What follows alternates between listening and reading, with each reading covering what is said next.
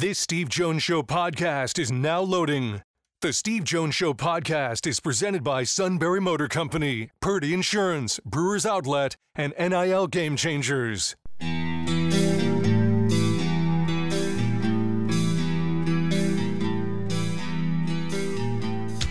Bringing you an in-depth look at Penn State sports and more. This is the Steve Jones Show on News Radio 1070 WKOK. The Steve Jones Show is presented by Purdy Insurance, Brewers Outlet, NIL Game Changers, and Sunbury Motor Company. Now from the Sunbury Motor Studio, here's Steve Jones. And this half hour brought to you by Purdy Insurance, Market Street in Sunbury. Go to purdyinsurance.com. Auto, home, life, business, boat, motorcycle, RV, bundles. They'll do whatever they can to make sure that you are fully insured and to make sure that they're saving you money. It is all at Purdy Insurance, Market Street in Sunbury. Go to purdyinsurance.com. All right. And we're in the Sunbury Motors studio. Sunbury Motors, 4th Street in Sunbury. Sunbury Motors, Kia routes 11 and 15 in Hummel's Wharf. All right. This will be one of the more relaxed conversations you could ever have with a coach because it's the off season. That's right. John, it's always great to have you back. John Griffin, the head coach of Bucknell. How are you, my friend? I'm doing well, Steve. Thanks for having me on, as always. But I'm doing well. Watched some of the games this week, and our group is getting back to it. So, I'll get to your group just in a little bit, but we're gonna have a little fun and talk about the tournament. 12 of the top 16 seeds advanced. There are only 2 mid-majors. That's if you want to include Gonzaga. Oh, and by the way, San Diego State made the Final Four last year.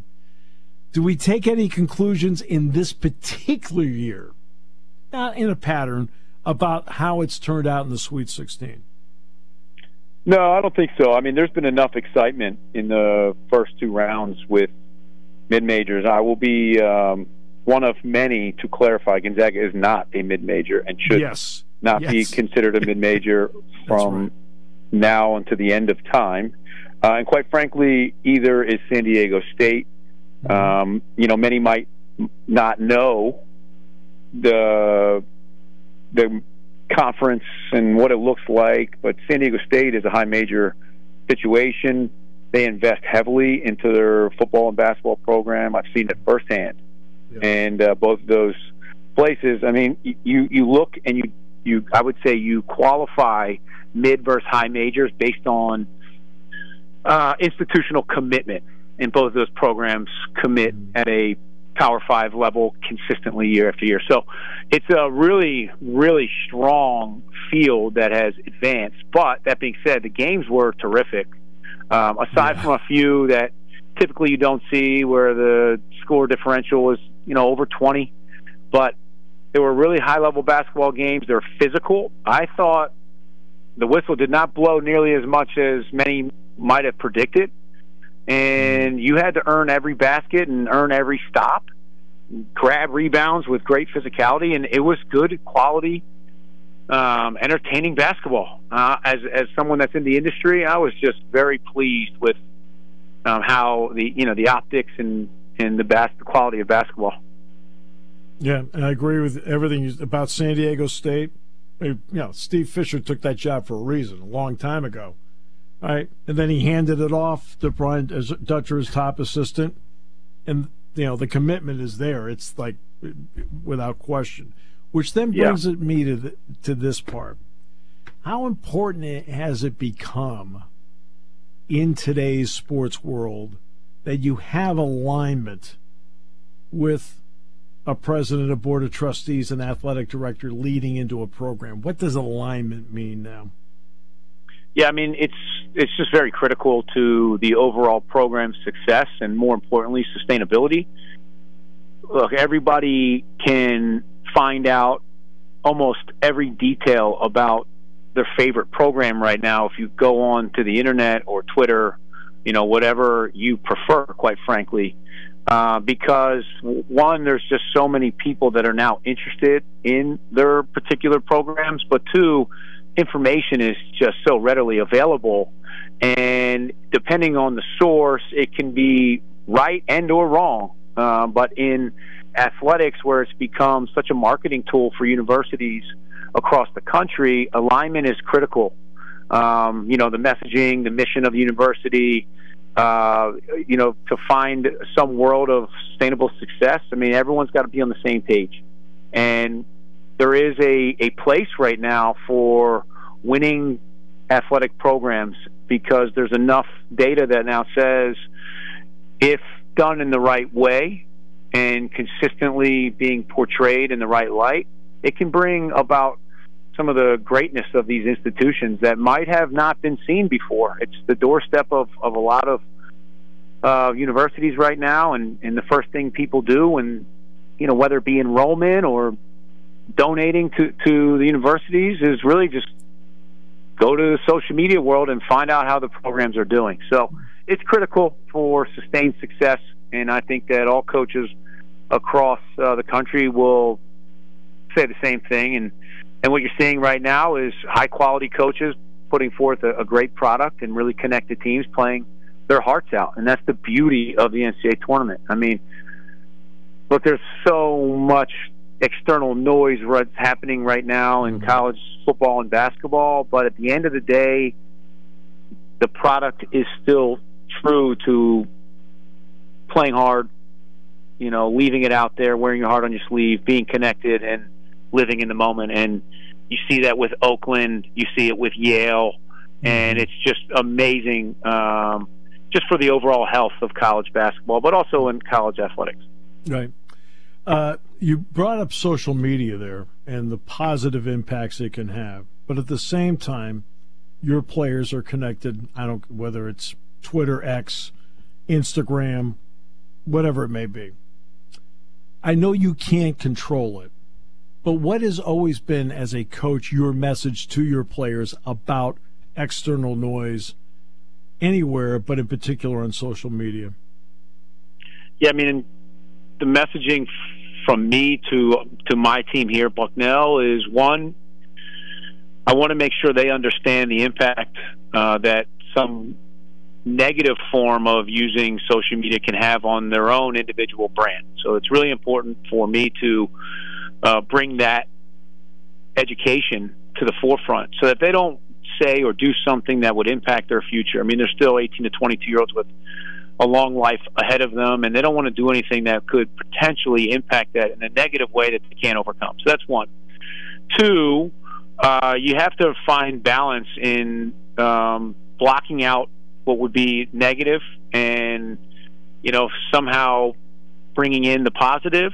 I think college athletics across the country right now are trying to navigate the negative impact of social media, which is direct messaging and, to a certain extent, this world of gambling that has now really jumped into college athletics and has taken on a pretty negative light. And you got to really make sure that you're providing enough resources for our students. So I make sure they know, like, hey, if you're here with us at Bucknell, you have to protect the program, but we're here to help you. If there's something that's really impacting you negatively, bring it to light, bring it to us. We'll help you navigate it appropriately. So it's delicate. It's really delicate. But there's also another side, like you mentioned, where us as a program individually, you can really use it to your advantage, and you can build a brand, an individual brand, a program brand that can, of course, as a program, you have to align yourselves with the missions of your university. For us, Bucknell, we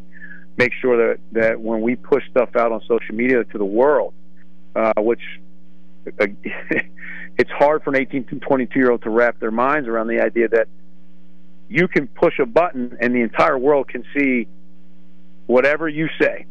So programmatically, we have to make sure that it mirrors the mission of Bucknell. We're here for a bigger picture and to make sure that you're prepared for life beyond the game of basketball. Cale Sanderson, Penn State's wrestling coach, talked about after the tournament over the weekend about the fact that in the end it's a game. right?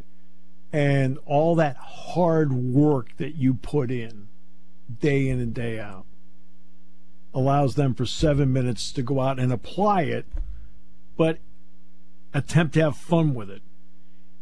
How important is that approach that to you that we don't forget, and the young people and the coaches don't forget, it's a game, even though there are consequences on winning and losing?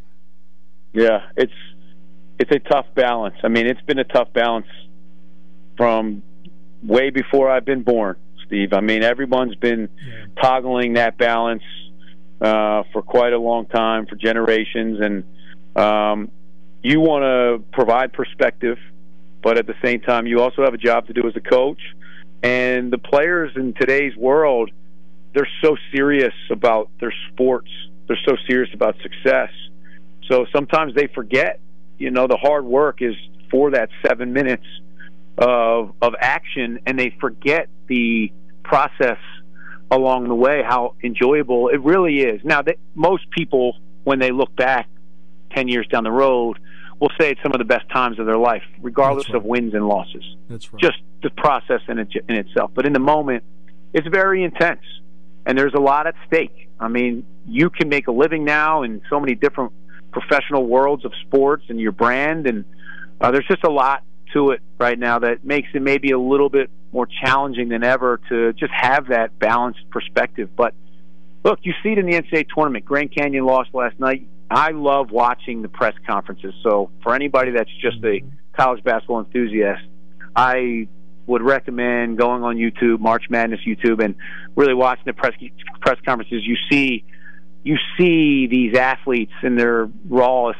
elements, and it's really truly amazing. It makes the games that much more entertaining, but more meaningful. And I bring up Grand Canyon. I watched a clip of a young man just talking about perspective and what he's gained throughout the process of being a basketball player at Grand Canyon. And that's what you see right now. That's why I love the NCAA tournament.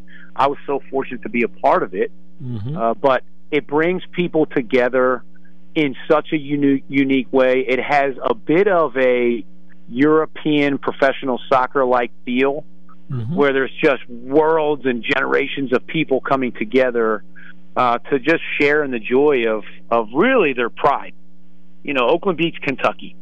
There's so many people. I mean, that coach has been there for 40 years that are sharing in that joy, and it makes it so special. And I love it. And I think so many people across the country and across the world really do love it. And unfortunately, Yale did not, get through last night. But honestly, Steve, what it shows you is there's just a massive respect for all programs in college basketball right now.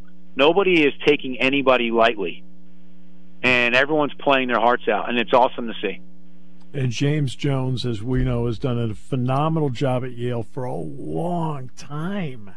Greg Campy's been there for 40 years, a long time. Right? And you could tell the joy with which their players had, not only for themselves, but for their coach. I mean, that showed me so much about what, hey, we not only did this for us, we did this for him too. That tells you about, you talk about connectivity, it includes the coach in the connectivity. Oh, absolutely.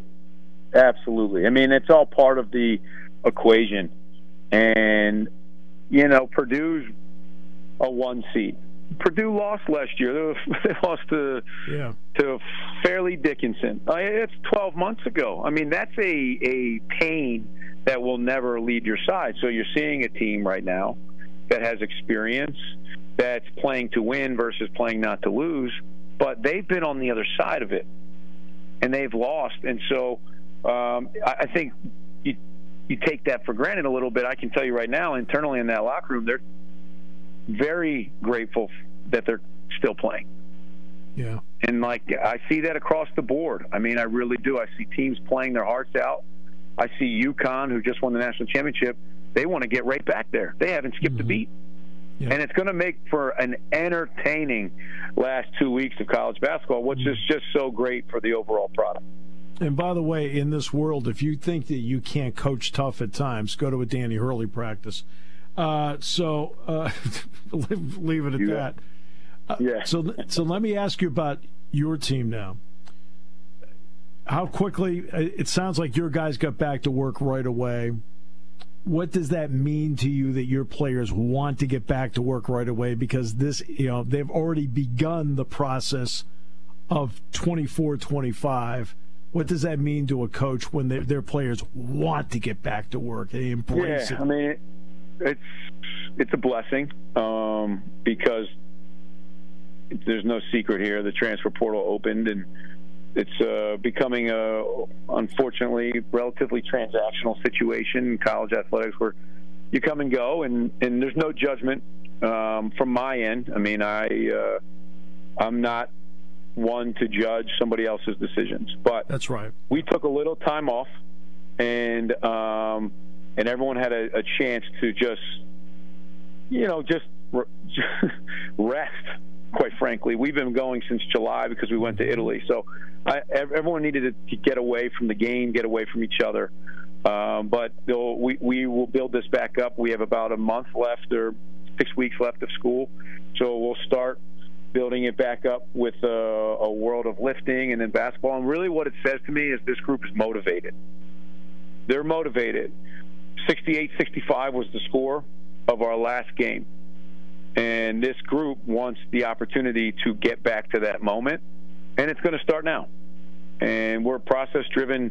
The messaging is very consistent. We're process-driven. It's not result-oriented, but we want, and this particular group, not coach-led, player-led, they want the opportunity to get back on that court in the semifinals with an opportunity to get to the championship in the Patriot League tournament. John, it's always a pleasure. You know that. Thanks so much for the time today. We covered a lot of ground, and it was a lot of fun. I appreciate it, Steve, as always.